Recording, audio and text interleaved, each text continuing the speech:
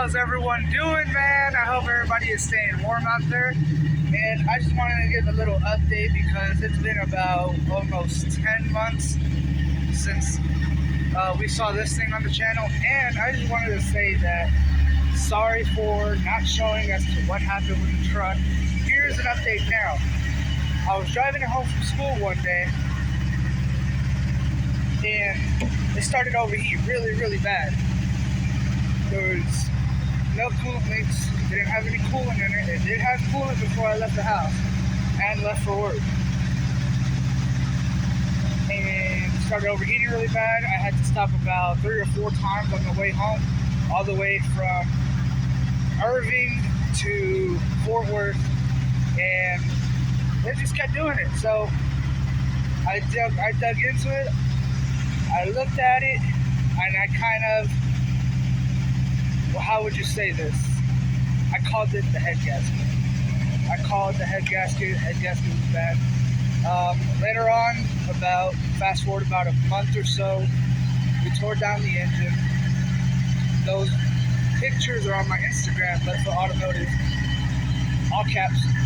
And sorry, it's that cold out here. Well, it's not really cold, it's just that cold. Anyway, those pictures are on my Instagram. Passenger side head gasket failed. It's whatever. The driver's side had already been replaced. How do I know that? Because the cylinder head was replaced.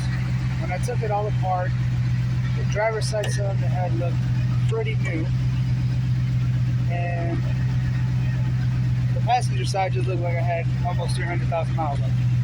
So, with all that, it was way too complicated for me to be doing it in a parking lot and filming at the same time, but we eventually got it done with some complications along the way because we were limited on what we can do, and it took us in total about 3 or 4 months to get the truck together because we needed all these special tools and nobody had them in stock. I ended up finding them on Amazon and putting in the cam holders or whatever they're called and the timing tool for the crankshaft and stuff like that. But I have to say that it took a lot longer than expected. I definitely should have done my research beforehand. Despite what the auto industry makes you think, not everybody knows how to do everything off the top of their head. But anyways, we got this sick, nice wheels from TIS Off-Road, along with some Renegade tires. Sorry, I didn't even know what kind of tires they were on there. Anyways, I did not purchase these. These were a gift from my girlfriend. But besides that, this truck is running. I've been dealing it for about 2 or 3 weeks now. I didn't just get it running. It's just that now I've got it to the point where it's safe to be driven. Also, after I got the head gaskets done, me being stupid, I did not replace the gaskets on the intake manifold. And the gaskets on the intake manifold failed. Specifically the passenger side coolant port. I do have the plastic manifold, I don't have the aluminum one, so that coolant just kind of sits in that little spot in there, and that's where it was leaking from, in the back passenger intake for the gasket where the coolant port is. So like a dummy, didn't replace it. Started leaking, obviously. I kind of figured it'd be okay, but oh well. Anyways, as a matter of fact, let me pop the hood for y'all. Pop the hood here. Don't look at the paint, it's kind of messed up, but it does have a slight ticking noise since at the time of building this or putting it back together, at least, sorry. Where's it at?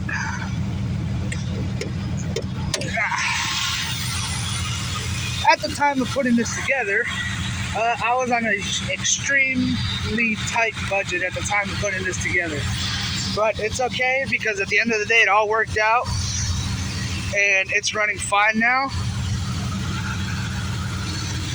It's holding coolant. It's a little low right now, but I promise it's holding coolant. There's nothing wrong with it.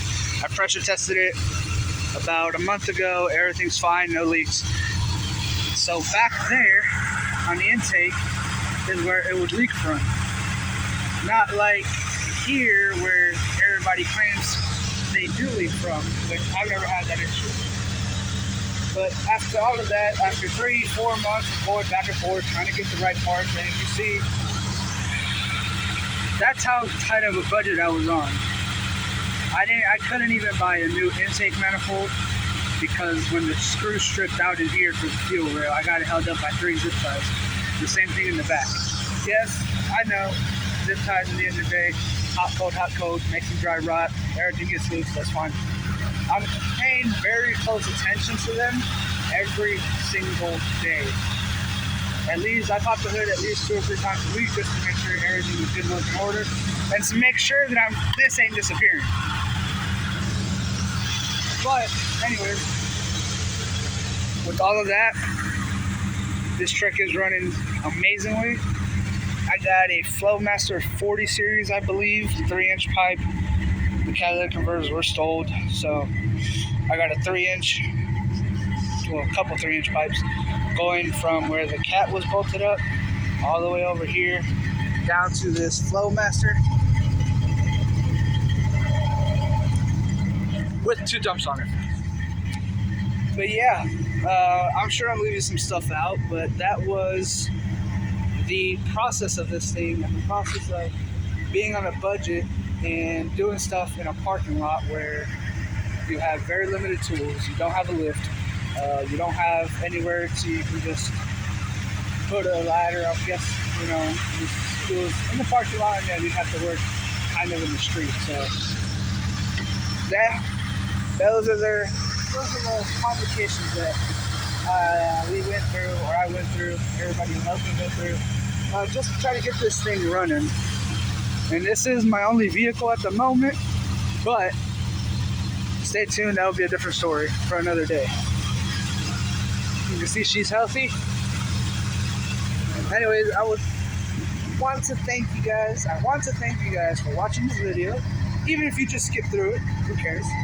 But you watched it, and you're looking at me right now talking about this truck that is not interesting by any means to any of you guys, but it is to me. And yeah, thank you for watching. Please hit the like button if you enjoyed the video, and hit that subscribe button so you guys sorry, I cannot talk today. So you guys will not miss any more of my videos that I upload, and there will be more going up pretty soon after this one of me working here at the diesel shop. So please stay tuned for that, and again, don't forget to subscribe.